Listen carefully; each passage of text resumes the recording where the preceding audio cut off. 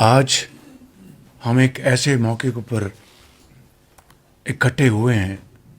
کہ جب کہ پاکستان کو اللہ تعالیٰ نے اپنی بے پایاں فضل و کرم سے وہ عزت عطا فرمائی ہے کہ جو اگر کوئی عمر بھر اس کے لیے توقع کرتا رہے، تگ و دو کرتا رہے، کوشش کرتا رہے، تو اس ذات باری تعالیٰ کی مرضی کے بغیر نہیں مل سکتی۔ آج جس عزت سے پاکستان کو اللہ تعالیٰ نے نوازا ہے، میں سمجھتا ہوں کہ اس میں نہ صرف آپ سب کی اجتماعی کاوشیں، خلوص، محنت، امانت اور دیانت، اور سب سے بڑھ کر اپنے مسلمان بھائیوں کے لیے،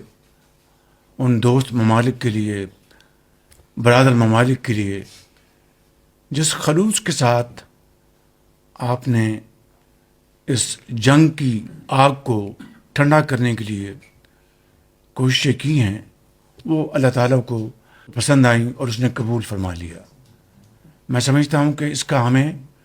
صرف ایک ہی طریقے سے اس ذات باری تعالیٰ کا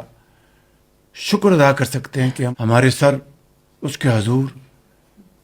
ہمیشہ کے لیے سر مسجود رہیں، اور جتنا اس کا